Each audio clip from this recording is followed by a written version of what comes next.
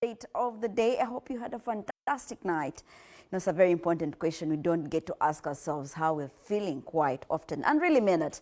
Victoria Bagaya Chigundi is my name, and I'm here with the first news update of the day, coming to you live from the Political Command Center. NBS Sunrise starts now, and with good news.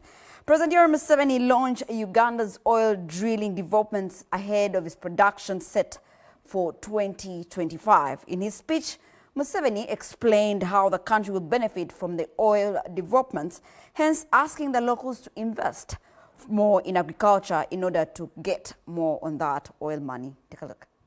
President Yoweri Museveni arrived in Kikube district for the launch of Uganda's first oil rig, dubbed LR8001, an automated oil rig to suppress the noise while drilling. The launch marked the starting point to the country's drilling developments ahead of the oil production set for 2025. For the oil money to be translated into the pockets of Ugandans, the president urged locals to interest themselves into agriculture so as to supply the industry. But for me, the biggest local content, which all of you can participate in, is agriculture. Producing food. Because all these people who work in the oil fields need food. Grow food so that these people buy food from you people. The Kingfisher Development Area, managed by CNOOC, commits to hire more Ugandan experts as per the principle of local content. In Stephen, we have employed a total of 160 national staff directly and 3,500 through our contractors. We also hold quarterly supplier capacity building, information sharing workshop regarding tender opportunities available and how the local company can participate in procurement process. To UNOC, that handles Uganda's government commercial interests in petroleum, the time is now to start convincing potential financiers through assurance of implementation of the environmental concerns to recognizable standards. For as long as you can convince the financier that you've taken care of the technical planning, the legal and regulatory environment is clear, the resettlement action planning is according to good standards, recognizable standards, and the investment is profitable, you'll attract the financing. Petroleum Authority of Uganda, PAU, the regulator of the sector, says the drilling process will not affect the ecosystem. All the oil and gas activities in the country have undergone environmental and social impact assessments. The areas where these activities have been restored fully. So there isn't a threat on aspects of environment in Uganda's oil and gas sector at all. Government also handed over the license to construct the East African crude oil pipeline to enable EACOP to start its groundwork of establishing the 1,443-kilometer pipeline. Had a sort of 6 months process between when we submit the application and we receive the final certificate. And again, that's another step in the road towards first oil in 2025. Alex Mugasha, Cuthbert Chigozi, NBS. A very big step for Uganda, definitely proud of this one as a nation. We dare congratulate ourselves. Now, away from that, in Parliament, I'm not sure they returned in the big numbers they were in on Monday, but they were discussing some serious business this time. The Budget Committee of Parliament, they did present a report on the investigation into tax exemptions given to different companies. The legislators are concerned that government is losing over 30% of its domestic revenue in tax exemption by dishing out tax waivers without reviewing the impact it has on the economy. For the mineral fund. In a response by the opposition to the National Budget Framework Paper for financial year 2023-2024, government offsets over 8 trillion shillings annually in tax exemptions to different companies.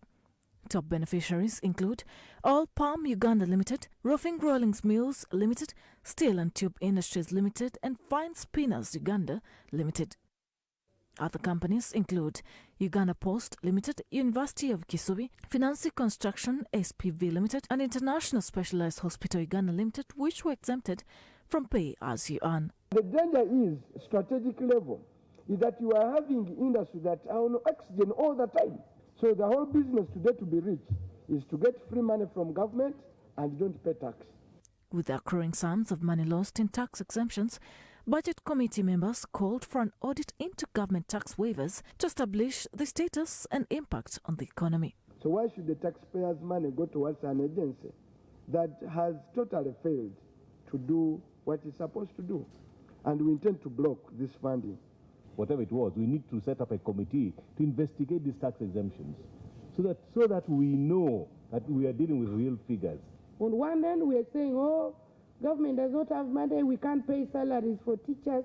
On this side, tax is being exempted. How do we make Ugandans pay taxes when government agencies cannot pay taxes? And that was a whole total of 531 billion. Legislators wondered why government continues to lose over 30% of domestic revenues in tax exemptions amidst revenue shortfalls. They faulted government for dishing out tax waivers without carrying out a review on the impact on the economy. You borrow money to support you, and then again you don't pay tax. So why are we supporting some of these corporations, really? And I'm competing with these big fat cats who are not paying taxes, where we borrowed the money and gave them money for free. What kind of policy framework is this? Recently, Uganda Revenue Authority told Parliament about the increased burden of tax exemptions on domestic revenue mobilization, indicating that 2.8 trillion is projected to be lost in the tax waivers in the financial year 2023-2024. MPs questioned the criteria under which government continues to offer exemptions on payee. That means some Ugandans are not paying taxes, individual personal taxes. I'm forwarding this to technical team to look through and incorporate the issues in. According to the Ministry of Finance, in the past 3 years, Uganda has foregone 11.7 trillion shillings through tax waivers, but there has been lack of transparency and inefficiency in the authorizing environment of tax exemptions. Shamim Nabakoza, NBS. Succeeded in censuring Junior Minister Persis Namganza on Monday, but on the sidelines, the taxpayers are questioning whether this arm of government, the legislature, is getting its priorities right. Political analysts and civil society say they're equally abusing office, calling for scrutiny of not only their performance, but their budget. Misbehavior within the meaning of Article 118.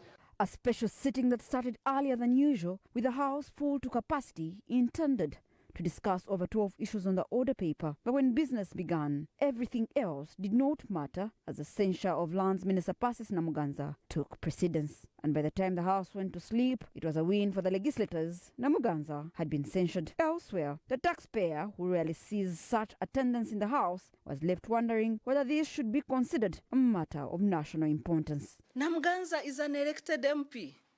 She abuses rules of Parliament. Are you going to remove her from being a member of Parliament? She does not have to be a minister to violate the rules. Civil society activist Sarah Birete was the first to speak out publicly, accusing Parliament of abuse of office, just like the Namganza they censured. They don't focus on things that concern the people. The people are struggling with the economy. Ugandans are struggling with public debt. Birete says the timing of the Namganza censure plot, from recalling MPs from recess to instituting a special sitting to appoint a special committee to the one that had her censured, all point to character censorship, one that's irrelevant to the taxpayer. Abuse of office has a simple meaning. You have used your official position or failed to do what you're supposed to do for personal purposes or benefit. So does she know that as she propagates her personal fights, she's engaging in abuse of office herself? Funds of Parliament are not supposed to be used to score personal battles. Political commentator Simon Peter Chinobe blames the misguided prioritization to the caliber of leaders that was sent to Parliament. You had a Parliament of 143 people that seems to be considerably more effective than a Parliament of 529 MPs. That categorically means that Ugandans are not getting value for money. Chinobe says it is time the current Parliament re-examined its performance. There's so many pending laws, pending bills that haven't been passed. Clearly, the priorities of Parliament are misplaced. Both Birete and Chinobe say this kind of behavior from Parliament needs urgent scrutiny. We need a lot of vigilance because of two areas of protection. One is a protection from recall, which would be much easier for voters. And the second is a protection, for autonomy spent on the consolidated fund. The budget for donations for the Speaker was increased from 2 billion. The budget of Parliament. We need to explore those avenues to make sure that if our members of Parliament are not performing, if our members of Parliament are not able to attend, they should be relieved of their responsibility. Can censure a minister over misconduct. Can the electorates do the same if the MPs no longer serve within their interests? Is it something that can happen, or is it time to reignite that conversation? There is a procedure of recalling your member of Parliament. There is also a procedure of having a member of Parliament thrown out, for instance, for non-attendance consecutively, I think, for 3 or 4 times. But we have not taken initiative to follow through those procedures to ensure that we recall or have members of Parliament removed. We are struggling to see how that can change. Because once you say power belongs to the people should retain the power to censure how you use that power that they give to you. Last week, the Speaker, Anita Mong, accused COSASE of failing to handle over 107 reports, passing them without debate. So, is there no time to debate, or is it not that important to Parliament?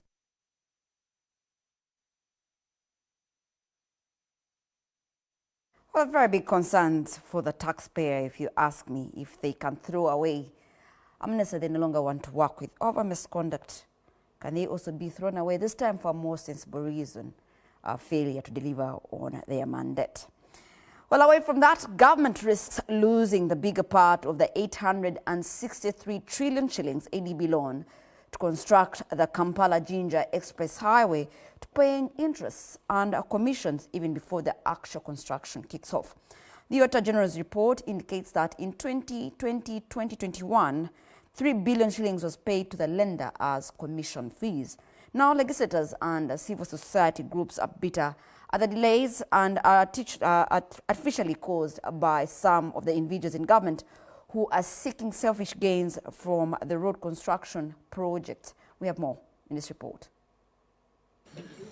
The recently released Auditor General's report indicates that the first phase of the 863 trillion shillings Kampala-Jinja Express Highway was meant to be complete by 2023. We are already into 2023, and yet the construction has not even commenced, implying high interests are being paid for unutilized funds. They were very supportive on... Legislators sitting on the Infrastructure Committee of Parliament have now come up to question why the construction of Kampala-Jinja Highway is pending despite the government receiving the funding. The angry legislators now claim they have information of big shots in government who have hurriedly acquired properties along the areas of construction, who are artificially causing the delays as they bargain for a bigger compensation cut. I know what is causing major issues are the mafias that own land after Chireka there. After where you get after Chireka, as you continue down there, that side, you cross Kawalagala, cross Chisugu, go to Munyonyo to connect to the express highway. Those ones that own that area, that need to be compensated, that need a lot of money, and that must participate in the eating and be in the deal, are the ones that are delaying. Otherwise, similar view is being shared by the chairperson of COSASE, Joel Senyonyi, who earlier raised a red flag on a similar issue. we have many what we call non-performing loans. You get the loan and it sits there for a year, for two, it is not doing anything. And yet you're being charged. It's as if some of these government officials, they enter in, they're in cahoots with the guys who lend us money. That now, let's sign this contract and so on, even though there might not be serious work to do now, but you'll give me a share of the interest. That's what it looks like. The funding from the African Development Bank does not include compensation for landowners, leaving compensation responsibility to the government. already 3 billion shillings out of the 863 trillion shillings has been paid to the lender as commission fees. The leaders who hail past the Nile and are the beneficiaries of this road are now getting ethnic in their reasoning. If this road was not going to Jinja, if this road was not going to Eastern, if this road was going to another direction, possibly it would be done. But civil society groups warn that such delays are going to increase on the already existing high debt burden that the country is grappling with. Some of these processes should be done ahead of time before signing of these loans, of these contracts. We should have procurement processes sorted prior. We should have compensation of project affected persons done prior to that to save government from paying that kind of money. Richard Olwayne, NBS Sunrise. Now, speaking of roads, we're taking stock of the NRM journey, especially in the road sector. And we know they're finding it hard to ensure a robust road infrastructure development in the country, with only 8,588 kilometers of paved roads, making only 25% of the total national road network. Nonetheless, the ruling National Resistance Movement is jubilating, having realized national connectivity with all the neighboring countries by paving those roads. Take a look. Out of the 21,000 kilometers of national road network, the National Resistance Movement has managed to realize only 8,588 kilometers of paved roads, making up only 25% of the national roads, leaving the remaining 75% unpaved or at some point in sorry state. By the time the National Resistance Army, NRA, captured power in 1986, Uganda had a total tarmac road coverage of 1,175 kilometers, and out of those, only 5% was in good condition, with 95% in a sorry state. Since then, the National Resistance Movement has embarked on laying various strategies to ensure robust road improvement, including setting up the National Road Fund, establishment and operationalization of the Uganda National Roads Authority in 2008, as well as acquiring road equipment from Japan that were later distributed to local governments to enhance road construction and maintenance. 80 districts are going to benefit from our intervention as a Minister of Works. Fortunately, and I want to thank Parliament for allocating these resources. This money is already with us. So this one is going to be handled and supervised by the ministry, and it is going to cover close to about 80 districts. The efforts have since seen the sector grow from 1,175 kilometers to over 8,588 kilometers to date. Now you can drive from here to Elego, you can drive from here to Malaba by tarmac, you can drive from here to Mirema Hills, you can drive from here to Bundubujo border area, we can drive from here to Kasese in Impondwe, you can drive from here to any corner of the country on a tarmac. That was something that was unthinkable yesterday. Although strides are being made, the quality of many roads constructed under the NRM regime has raised more questions than answers. That sector should have been managed better.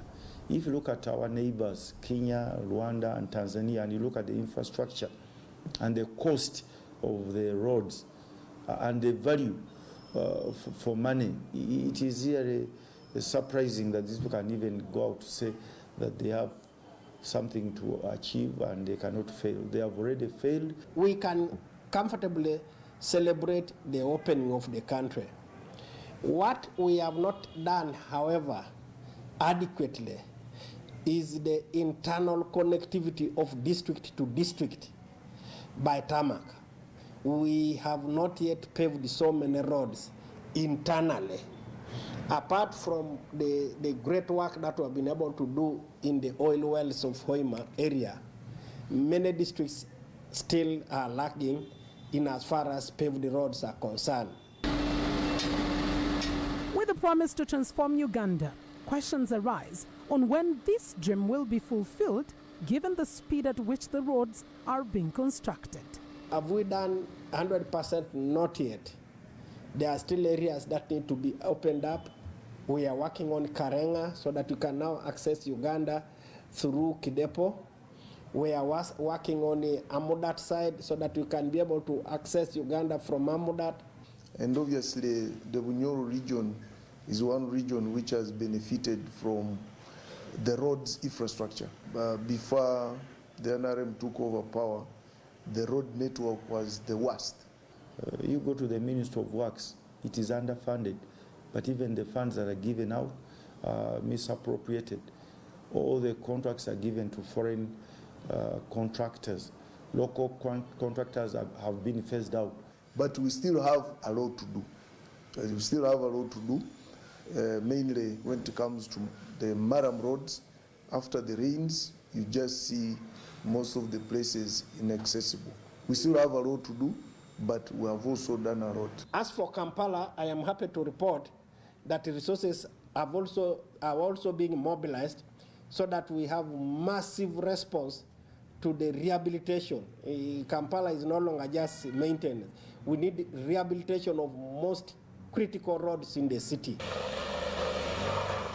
Mildred Tuhaise, Julius Kitone, NBS Sunrise. Well, NBS Sunrise will take a short commercial break. We'll return with more stories. Stay tuned.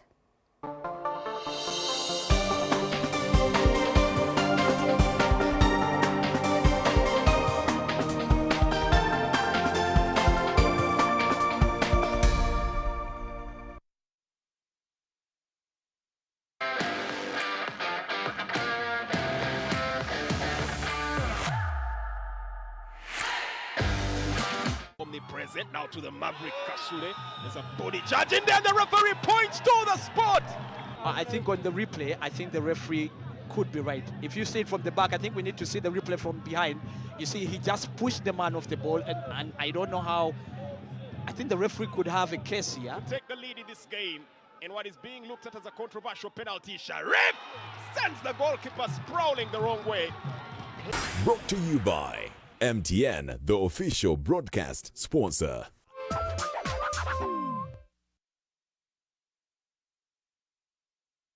Get it now. Get it accurate. Get it fast. Real fast. Like super fast. Super duper duper fast. No, it's not fast food or a really quick car. It's the most accurate and timely flow of news, information, updates, stories, and the stories behind the stories, and more, and a lot more. The Now Post. Get it and be the first to break the news. The Now Post. Accurate news fast.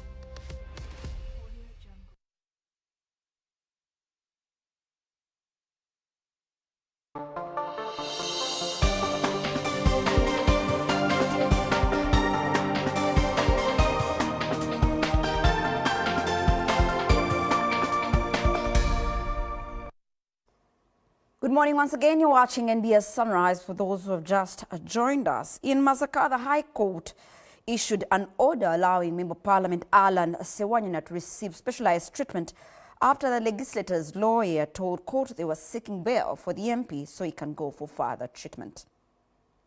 The relatives of MPs Alan Sewanyana and Mohamed Segedenya, led by their lawyers, arrived at the Masaka High Court to attend the bail hearing of their legislator.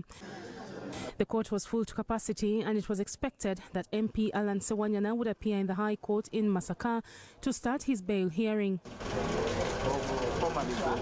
Although he was expected in court, he was not brought because of his ill health that saw him admitted to Mulago National Referral Hospital. When the session began, Masaka Chief Prosecutor Richard Bidivumbuka told court that he was not prepared to proceed with the hearing, which surprised Sewanyana's lawyers. The state decided and said, well, we cannot have parallel trials.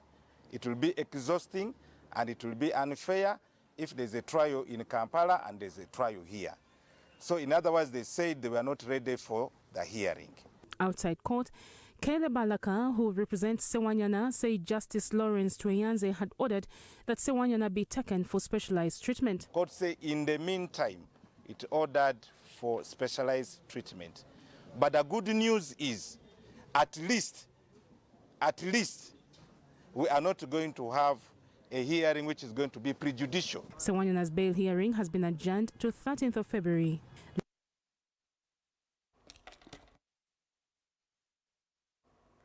Well, away from that, police have arrested and detained KCCA councillors who attempted to storm the office of the KCCA Executive Director Dorothy Kisaka, demanding accountability for the $1 trillion loan from the African Development Bank that was meant for construction of city roads.